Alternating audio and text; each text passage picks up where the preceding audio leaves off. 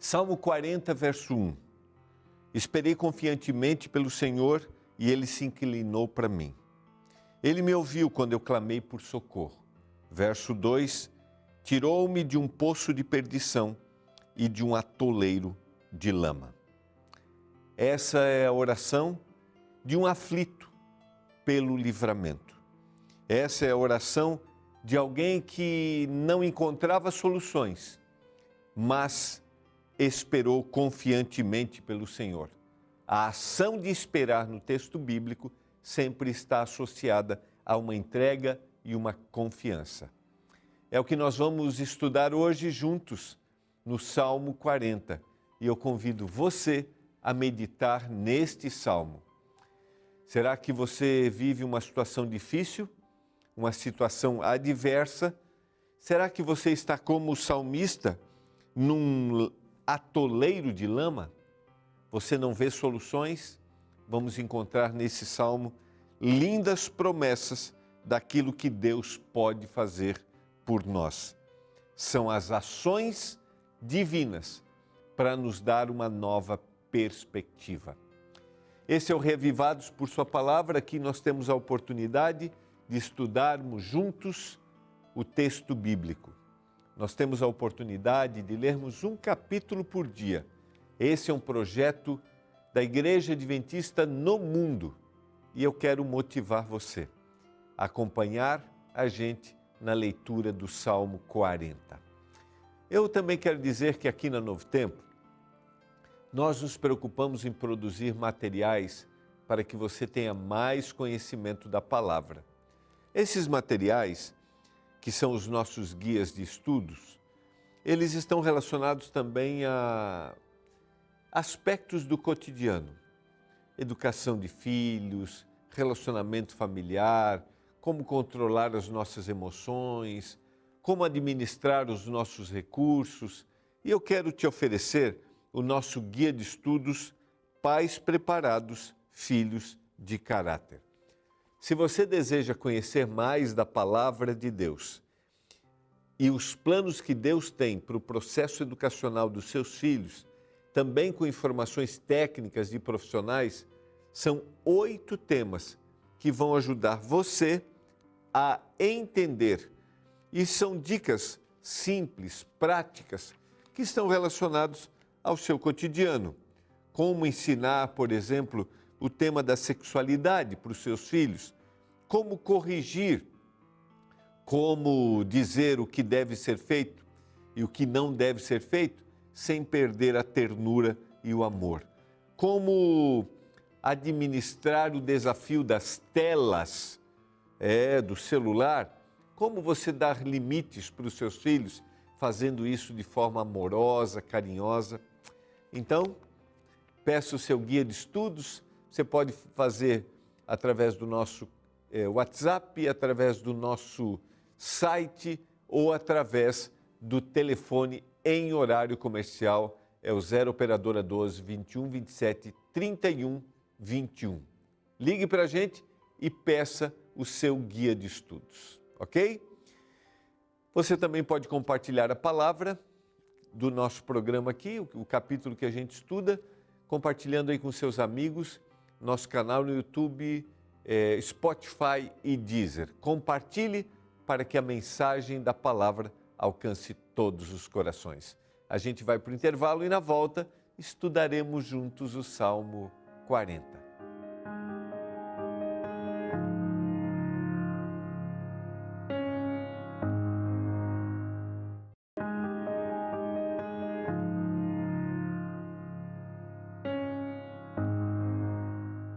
Você está acompanhando o programa Reavivados por Sua Palavra, a leitura de um capítulo da Bíblia por dia. Eu sempre digo que a gente não deve fazer uma leitura apressada, mas a gente deve fazer uma leitura de forma meditativa. E eu quero ler com você o Salmo 40, um salmo de Davi, um salmo que é uma oração para o livramento. Primeiro, a certeza de que Deus o acompanhou, de que Deus esteve com ele nos momentos difíceis. Ele começa assim agradecendo, né? Então são ações de graças por aquilo que Deus fez. Do verso 6 até o verso 10, se você der uma analisadinha na sua Bíblia, você vai ver que é uma experiência de Davi, mas também é uma visão messiânica. Ele tem referências ao Messias, a Jesus que um dia viria. E a última parte do Salmo, que vai a partir do verso 11 até o verso 17, é um pedido de auxílio. E eu quero ler alguns versos com você. Na parte inicial, que vai do verso 1 até o verso 3, a gente percebe que Deus faz 7 coisas pelo salmista aqui. E é bem interessante, se você quiser anotar na sua Bíblia, primeiro diz o que ele fez, o que Davi fez, e depois o que o Senhor fez por ele. Na primeira parte, olha, esperei confiantemente pelo Senhor. Quando a gente lê essa expressão, esperar, no texto bíblico sempre está associado a uma entrega. O esperar não é uma estagnação, o esperar não é uma paralisação daquilo que eu desejo, não. O esperar é, eu vou depositar em ti total confiança. Esperei confiantemente pelo Senhor. E agora, o que Deus faz com ele? Primeiro, eu esperei e o Senhor se inclinou para mim.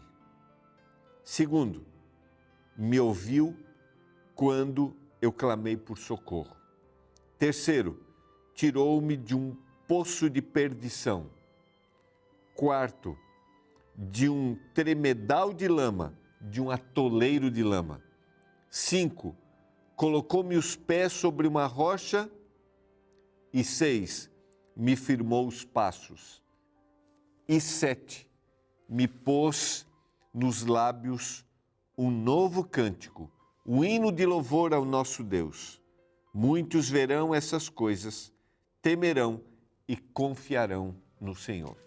A gente poderia analisar aqui cada uma dessas ações divinas e eu quero meditar contigo, porque de alguma forma, em algum momento da vida, é possível, é provável que a gente tenha necessidade de clamar pelo poder de Deus, de esperar nele, de depositar nele toda a confiança e ter a certeza de que ele vai ouvir o nosso clamor. E ele vai, primeiro, se inclinar para nós. Essa expressão se dá a ideia de alguém que está preocupado. Ele se inclina. Qual é a sua fragilidade? Qual é a sua debilidade? Qual é a sua necessidade? Tenha certeza de que nesse momento Deus está se inclinando para você. Segundo, Ele vai ouvir por você, Ele vai ouvir você porque você clamou por socorro. Ele se inclina e Ele te ouve. E não só isso, Ele vai te tirar do poço de perdição, ou seja, não importa a situação que você esteja, Ele vai te tirar de lá. Ele vai te tirar de um atoleiro de lama. Essa é uma linguagem simbólica, revelando que a situação pode ser, dentro da descrição humana, sem solução, mas o Senhor vai agir em nosso favor. E não só isso, além de tirar, além de ouvir, além de me dar soluções, agora Ele me coloca os pés sobre a rocha. Antes, eu não tinha segurança, mas agora eu tenho segurança. E essa expressão rocha aqui é usada muitas vezes no texto bíblico.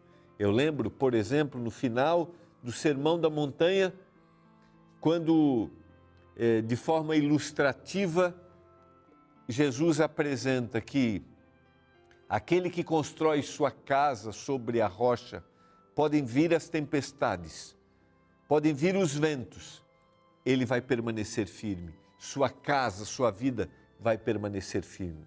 Por outro lado, aquele que constrói sua casa sobre areia, o vento vem, a tempestade vem e a sua casa vai tombar. No contexto do Sermão do Monte, é aquele que confia nas palavras do Senhor. Aquele que confia é como o homem que constrói a casa sobre a rocha. O salmista está confiando, ele espera e confia pacientemente pelo Senhor. E agora o Senhor firma os seus pés, coloca-o sobre a rocha e firma os seus pés. E por fim, ele vai entoar um novo cântico. Estou falando para você neste momento, que talvez esteja necessitando cantar uma nova música.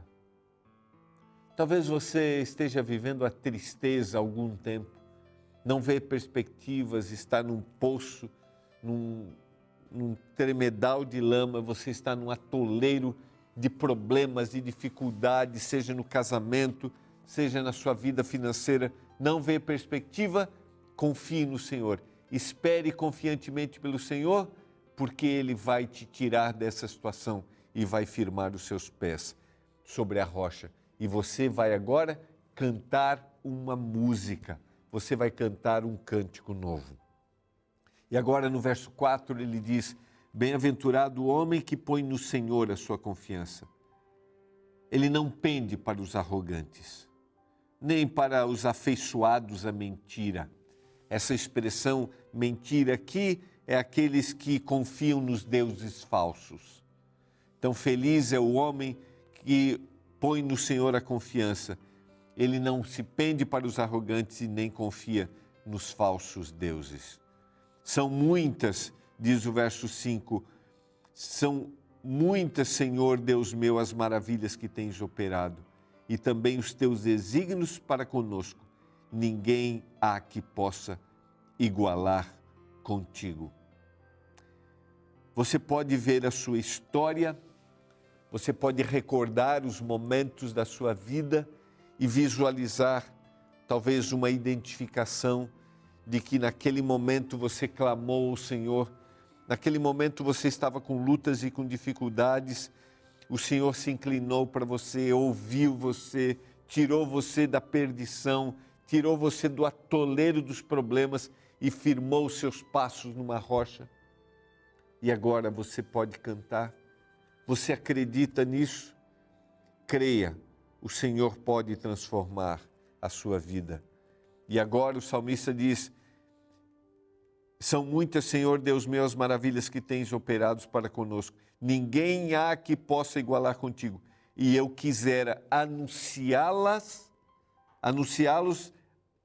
a todos. A todos eu quero contar. Eu quero contar todos. Mas são tantas as tarefas.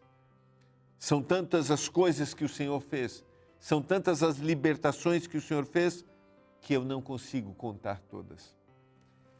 Eu já falei essa frase aqui, quando nós estamos no meio de um problema, às vezes a gente tem a tendência de lembrar o que devemos esquecer e esquecer o que devemos lembrar. É possível que você esteja diante de um problema e não consegue lembrar quantas coisas boas o Senhor já fez por você. A partir do verso 6, a gente tem, como eu falei no início, uma visão messiânica. Aponta para o que Davi está passando, mas também para o Messias. Sacrifícios e ofertas não quiseste. Abriste os meus ouvidos. Holocaustos e ofertas pelo pecado não requeres. Então disse: aqui eu estou. No rolo do livro está escrito a meu respeito: agrada-me fazer a tua vontade, ó Deus meu. Dentro do meu coração está a sua lei. Proclamei as boas novas de justiça na grande congregação. Jamais cerrei os meus lábios, tu sabes, Senhor. Lá no Salmo 39, ele vai dizer que diante do silêncio e da tribulação, ele não conseguia falar. Mas agora no Salmo 40, ele diz assim: eu não vou ficar calado, eu vou contar das coisas que o Senhor fez, faz e daquilo que o Senhor fará por mim. Proclamei as boas novas de justiça na grande congregação. Jamais cerrei os lábios, tu o sabes. Não ocultei no coração a tua justiça. Proclamei a tua fidelidade e a tua salvação. Não escondi da grande congregação a tua graça e a tua verdade. E agora, ele vai fazer um pedido para Deus. Não retenhas de mim, Senhor, as tuas misericórdias. Guarde-me sempre a tua graça e a tua verdade. Por que o salmista está dizendo isso? Porque ele sabe que não há sentido para a vida, não há razão para viver se ele não depositar no Senhor, se ele não depositar em Deus toda a sua confiança. Não tem conta os males que me cercam, as minhas iniquidades me alcançaram, tantas que me impedem a vista, são mais numerosas que os cabelos da minha cabeça. Praza-te, Senhor, em livrar-me e dá-me pressa ao Senhor em socorrer-me. Duas palavras aqui, ele clama por livramento e ele clama por socorro. O que você tem para clamar para o Senhor hoje? Você necessita de livramento? Você necessita de socorro? Você deseja que o Senhor esteja contigo no momento que você está vivendo? Sejam a uma envergonhados e cobertos de vexame os que demandam a vida. Tornem atrás e cubram-se de ignomínia. Sofram perturbação por causa da sua ignomínia os que dizem, bem feito, bem feito. Folguem em ti e se rejubilem todos os que te buscam. Os que amam a tua salvação, digam sempre, o Senhor seja magnificado. Qual é a necessidade que você tem? Que clamor você gostaria de fazer para o Senhor hoje? Davi clama para que Deus esteja do seu lado, para que Deus não o abandone e para que Deus atue contra aqueles que vêm contra ele. Davi não está preocupado somente com o seu bem-estar, com a sua vida, mas Davi está preocupado com o reino. Davi está preocupado que o nome do Senhor seja preservado. Esta não é uma visão egoísta, não é um desejo de vingança por si, mas é um desejo de que Deus atue para que a mensagem da palavra seja preservada. Sabe por que nós devemos ser fiéis? Não é por causa de nós simplesmente. Nós não vamos preservar a fidelidade para sermos beneficiados. Nós vamos preservar a fidelidade para que outras pessoas conheçam do Evangelho. Porque enquanto houver fidelidade, haverá oportunidade. Enquanto houver fidelidade, haverá uma porta aberta para que a mensagem alcance os corações. Então lembre-se, a grande solução do mundo não virá através deste mundo em si, mas virá através da volta de Jesus. Mas eu preservo os princípios que o Senhor coloca. Por quê? Porque se eu preservo, o Espírito continua atuando e a mensagem continua alcançando corações. Porque haverá um dia que o Senhor dirá, basta. E o último verso do Salmo 40, eu sou pobre e necessitado, porém o Senhor cuida de mim. Tu és o meu amparo e o meu libertador. Não te detenhas, ó meu Deus. Essa expressão pobre, necessitado, ela é usada pelo menos 40 vezes no texto bíblico. Exatamente. E ela tem uma referência daquele que passa por algum momento de dificuldade. Eu sou pobre e necessitado, mas o Senhor cuida de mim. O Senhor muda o cenário. O Senhor me dá uma outra oportunidade. Eu quero orar com você nesse momento. Eu quero orar para que você tenha certeza de que Deus está aí contigo. Vamos orar? Pai do céu, nós clamamos com a certeza de que o Senhor está agindo em nosso favor. Nós clamamos e confiamos. Nós precisamos de Ti. Dê a cada um dos nossos telespectadores a certeza do Teu cuidado nesse dia, em nome de Jesus. Amém. Foi muito bom ter a sua companhia. Nós nos encontramos amanhã em mais um programa Reavivados por Sua Palavra. Um abraço. Uma bem conhecida história fala de um grupo de pessoas que orou pedindo chuva sobre os campos de plantação. Já havia meses que não chovia naquela região e a seca estava castigando a terra e prejudicando as famílias. Um certo dia, enquanto estavam reunidos ao ar livre orando, um grande temporal caiu sobre eles. E para a surpresa de todos, apenas uma criança havia levado um guarda-chuva para a reunião de oração. Diante da cena, percebemos que a maioria daquele grupo tinha uma fé misturada com incerteza, uma espécie de crença descrente e uma espera desconfiada. Eles estavam pedindo, mas não se comportavam como pessoas que criam que seriam atendidos. Apontando para uma fé operante, o Salmo 40 traz uma expressão muito interessante em seu verso inicial. Esperei confiantemente pelo Senhor, Ele se inclinou para mim e me ouviu quando clamei por socorro. O salmista qualifica a sua ação descrevendo que apenas guardar não é suficiente, é necessário operar com confiança. Novamente, a associação entre fé e confiança continua nos versos posteriores. Veja: o Senhor tirou-me de um poço de perdição, de um tremedal de lama. Colocou-me os pés sobre uma rocha e me firmou os passos. E me pôs nos lábios um novo cântico, um hino de louvor ao nosso Deus. Muitos verão essas coisas, temerão e confiarão no Senhor. Interessante a parte final da sessão. Novamente aparece a palavra confiança, mas agora não se refere mais a Davi, mas sim às pessoas que observam sua vida. Agora são elas que foram tomadas pela confiança em Deus. De alguma forma, o texto mostra que pessoas que confiam transmitem confiança e contagiam aos outros com esse sentimento. Por isso, o verso 4 afirma: bem-aventurado o homem que põe no Senhor a sua confiança. Finalizo essa reflexão lembrando que só confiamos em quem conhecemos. Portanto, para confiar em Deus, é necessário viver de forma íntima com Ele, saindo do campo teórico e experimentar uma vida entregue à sua vontade.